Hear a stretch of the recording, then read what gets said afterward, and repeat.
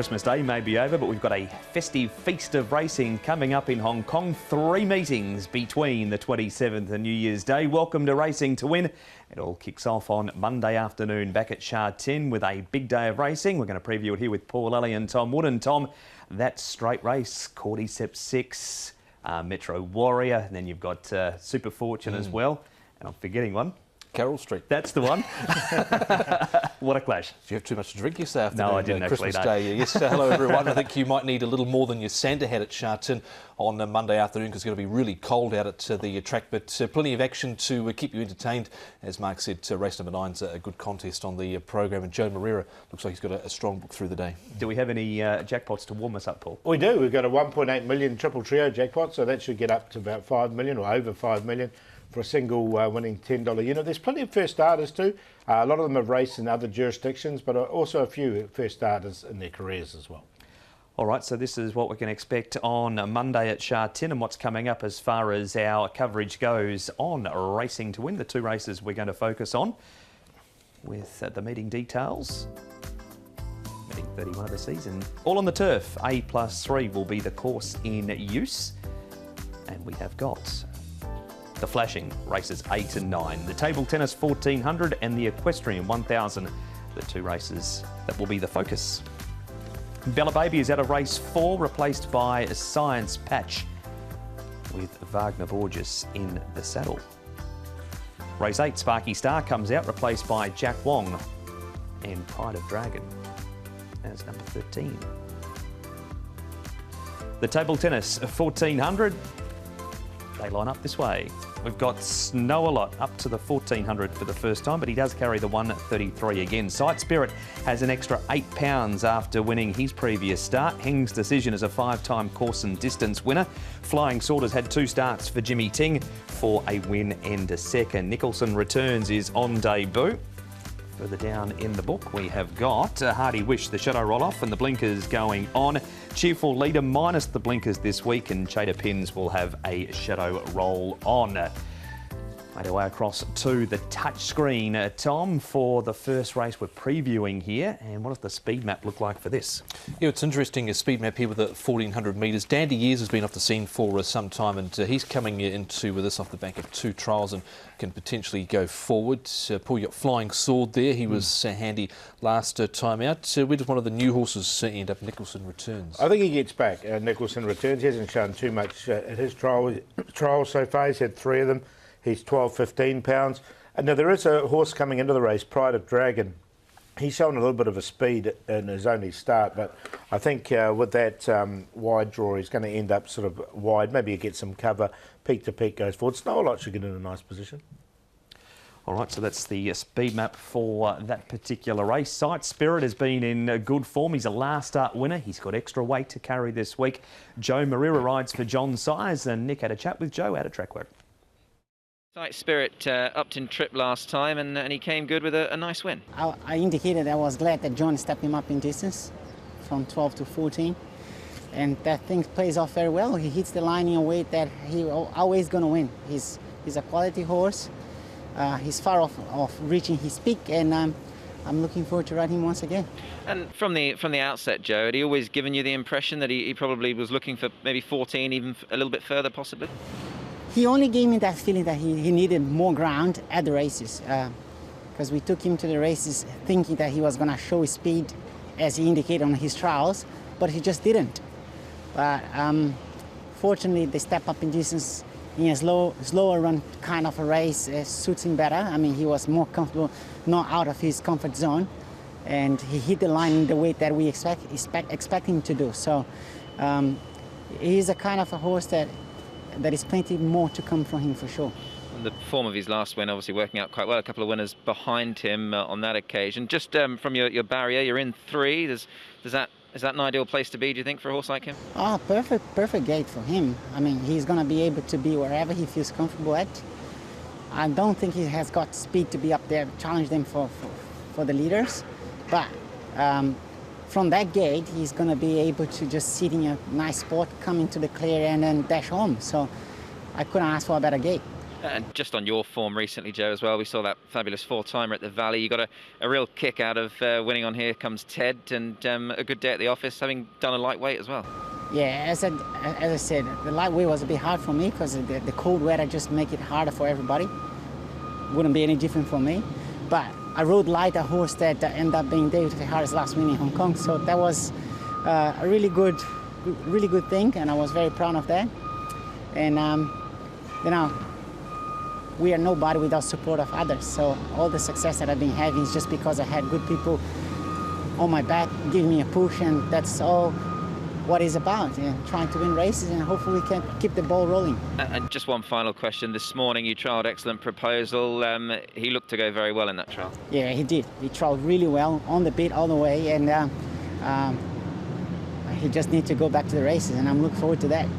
So he's a last start winner, Tom. Someone's been keen to get their investment on, missing Sunday racing. He's come up 1.5. The place market's so skew if looking at it early. Yeah, there's not much money in the pools, but someone's had a decent place bet on Snow a lot in the first race. Look, he was expensive in his first 2 runs, a sight success, but he came out and did something last start, Paul. It was quite impressive, I thought, in the end. Nothing wrong with his trial at Chung Fa.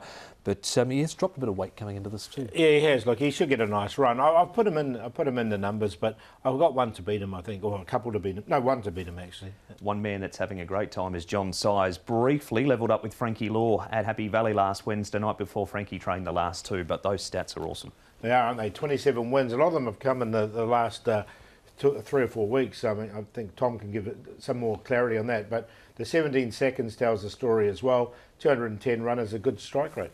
Yeah, I added up from November 1st. He's had 125 starters. He's had 23 winners. It's a win rate of just under 29%. So airborne at the moment. Absolutely. And Beauty Fit was in that trial behind Excellent Proposal we saw as well. He's racing a quick backup following that trial on this program too. Not in this race though. Snow a lot is. We need to have a look at his replay, and this is on the turf. Tom, this was his debut win when he beat, actually I'd tell a lie, won on debut, then ran 4th behind Country Boy here. He had a little excuse. He was slightly held up last start to Snow a lot, but I think he was just too short in the market. He went off at 2.2, and look, after this he probably had his chance to get through, wasn't quite able to do so. Whether that slight sort of hold up hindered him, Paul, I'm not sure, but he went round at a ridiculous price this occasion. He did, and I think we'll get a reasonable price for him this time. Zach Purdom obviously not on now because with his injury and stuff. So Blake Centreboard, barrier 5. I think he can bounce back. It was I'd put it down to second up as well. And he wasn't beaten too far, 1 3/4. Beat good runner on debut. We move from that race, Paul, across to Happy Valley. Cheerful leader Chada Pins. Earnest Feeling got a little costly in the end for favourite punters over at the Valley. Yeah, he did, didn't he? And they're coming here to Sha Tin. I'm going to throw him in because there is definitely something there about this horse, Earnest Feeling. We'll see how he goes now coming back to Sha Tin after these Happy Valley runs. He has been placed at Sha Tin from his 3 starts, so the change of environment might help him. I left him out. Gate 13 was the thing that turned me off. He's had a few chances now, hasn't been able to capitalise when he's been in the market at sort of prices of even money, so not from barrier 13. Chada Pins had missed a run too leading up to this race. We head up to Chung Fa now. Here's the old boy Heng's decision.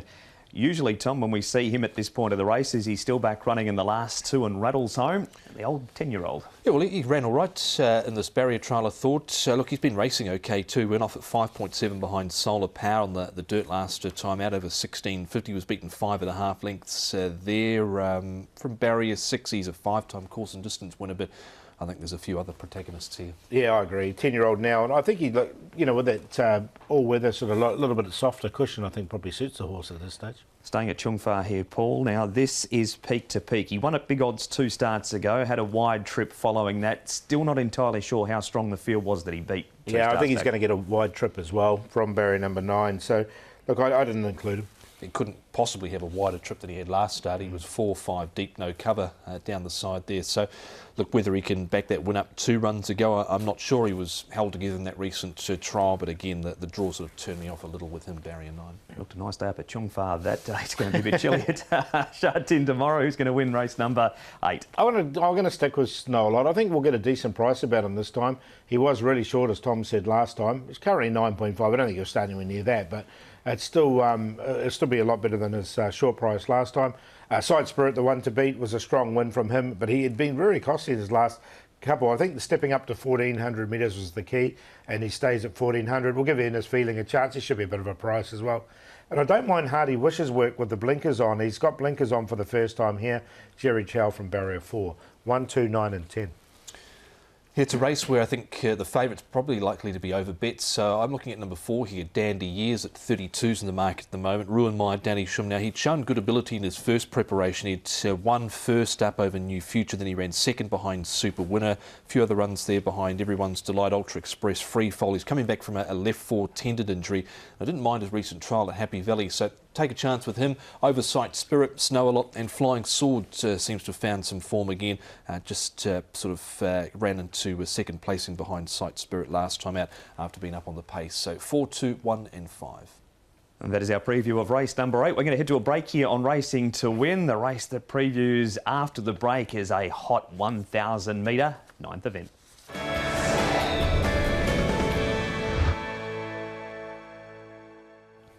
Welcome back to Racing to Win. This is Hong Kong's racing preview show. We're looking at race number 9 at Sha Tin over the 1,000 metres. What a field this. Cordyceps 6 gets a £3 claim for Jerry Chow at the top. Carroll Street, cheek pieces, the nose band come off and the blinkers go on. Metro Warrior carries an extra £4 on the second to Alkari. Means Alkari has gone up £8 in weight. Special M carries an extra 6 for his win across at Happy Valley. Run Cooler gear change, he gets the hood on. Sergeant Pepper, he gets the cheek pieces on for the first time, as does Super Fortune. Star of Yuenlongs from the 1650 all-weather back to the 1,000 metres, and triple switches from Happy Valley across to Sha Tin. Tom, and the speed map looks this way. Well, Metro Warrior, he'll go forward. Super Fortune went forward to last start, Paul, but then sort of come to the 400 metres. He was under a lot of pressure there. He wasn't he? He was put under a bit of pressure early, but I think Metro Warrior edges how come. Special M was the last start winner when he led all the way at Happy Valley. See how he can go down the straight 1,000. Sergeant Pepper coming from a Happy Valley runs as well, and Alkari showed pace when he won last time.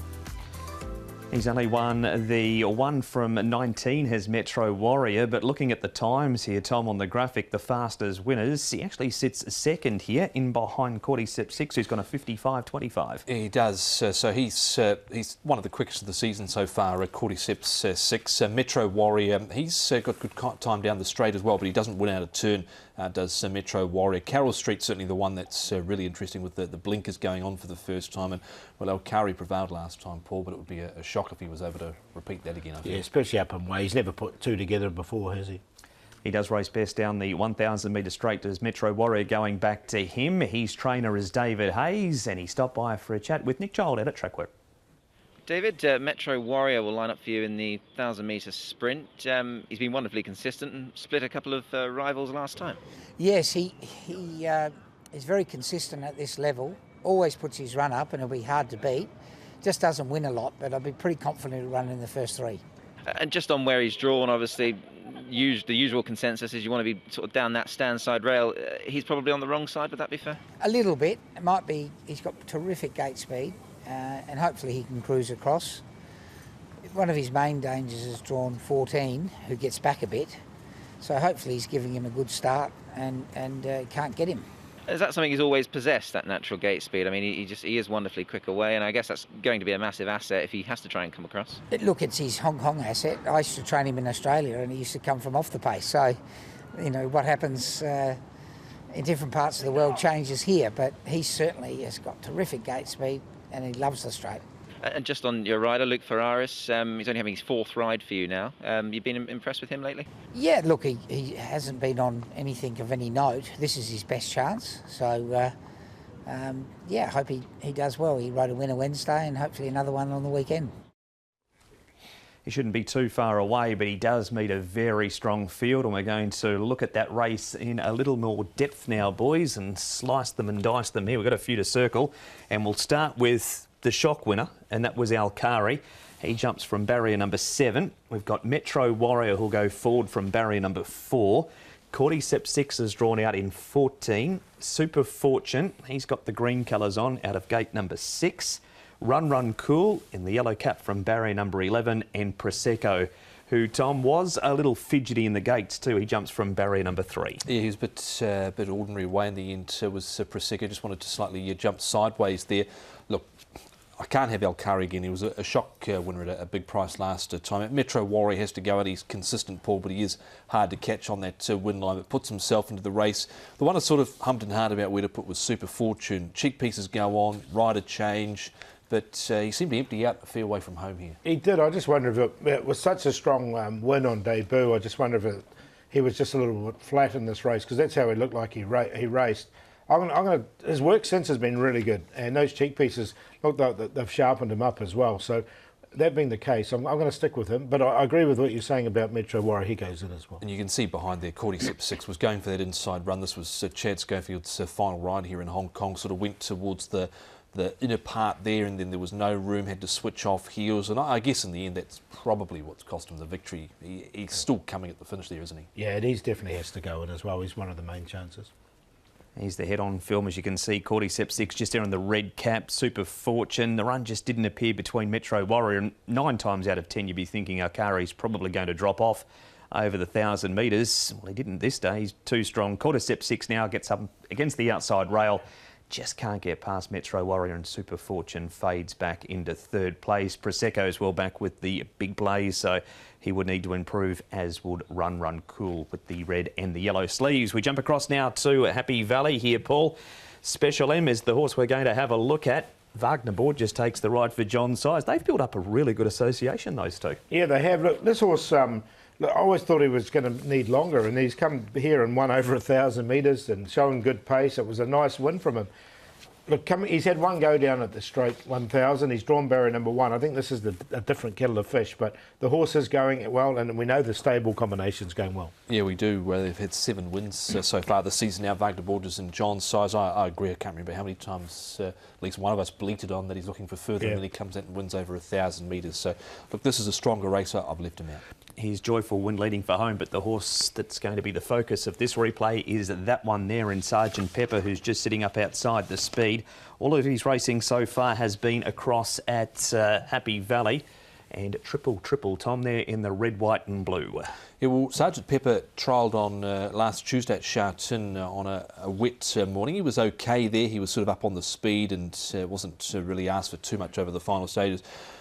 Look, there was a lot of support around him, obviously. Last start, Paul, with Zach Purton on board, but sort of flattered to deceive there. Yeah, a little bit, didn't he?